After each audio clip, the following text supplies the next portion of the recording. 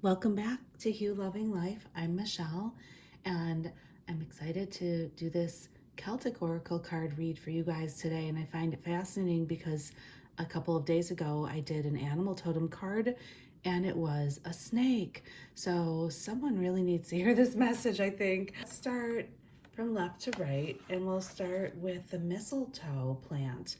So the mistletoe actually is a parasitic plant. Now, I don't know if that points anyone in the direction, since I did see the snake card, which is indicative of many things, including healing, that it might be time for a parasite cleanse.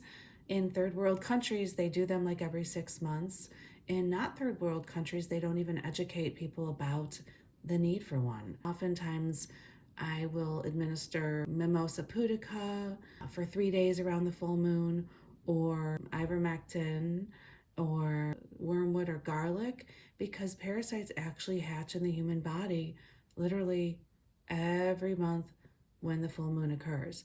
You can look it up. I know it sounds like some kind of weird werewolf thing, but it's oftentimes why people end up in the ER and no one can find out what's wrong with them.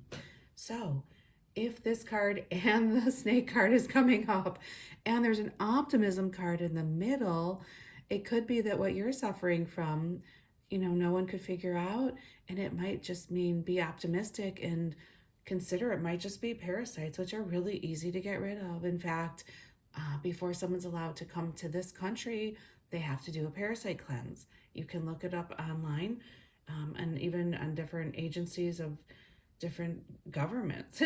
But most people don't commonly know about this.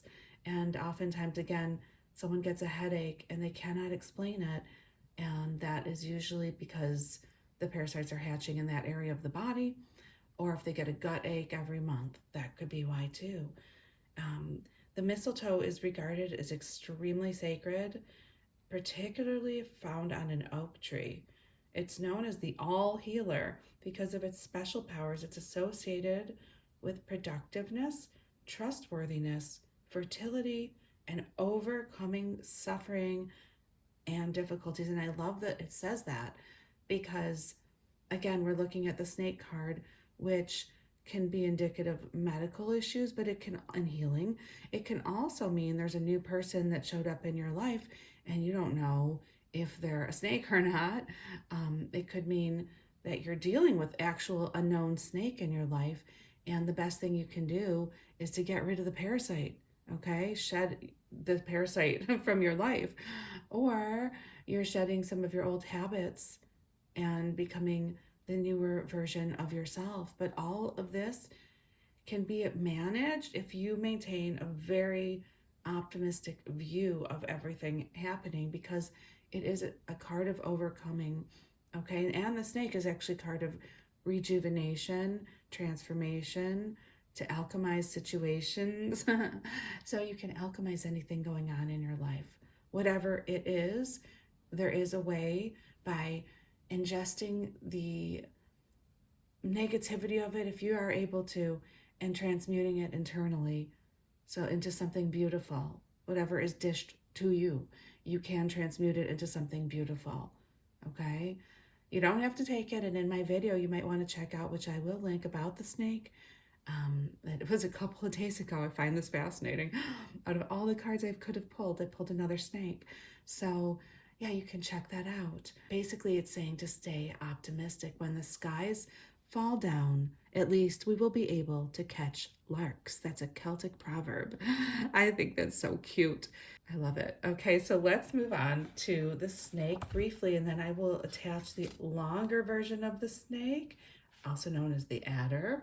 Okay, renowned for shedding its skin and transforming itself, really. So you might be going through some kind of transformation where you're shedding skin.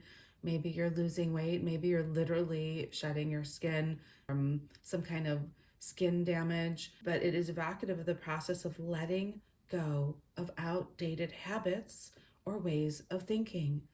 If you let go of these old ways, then you make way and room for the new and good things too.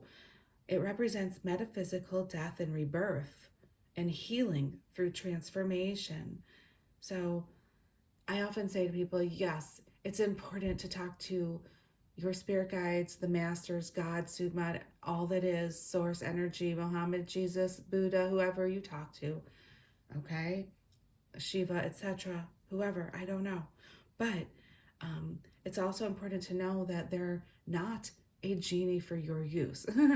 They can tell you what your next move might be, what the best move would be, but you have to actually follow through yourself and do something. So it is also a sign to take action, right?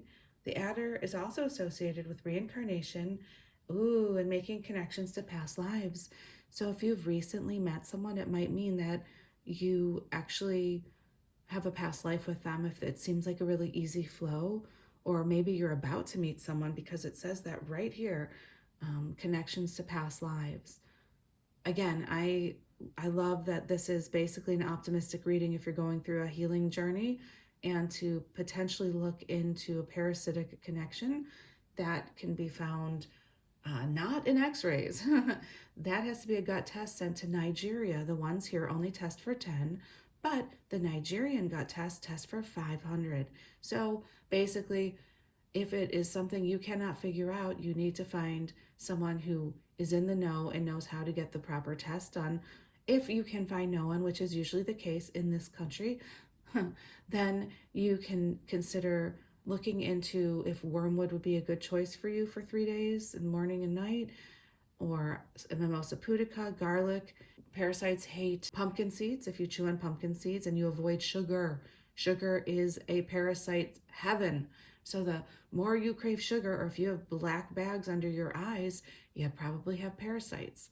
So if you also have pain on the full moon somewhere in your body, you probably have parasites. It's most unfortunately not spoken of because it would cure a lot of problems.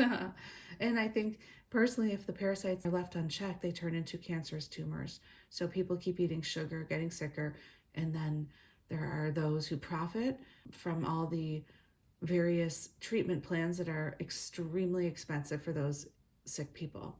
So this is a card of serious optimism, okay? Open your heart, love yourself, chant the hue, and shed the old ways of thinking, okay? I love you. I'll connect the other things because I think they're going to be really useful and connected synchronistically to this. Have a great day.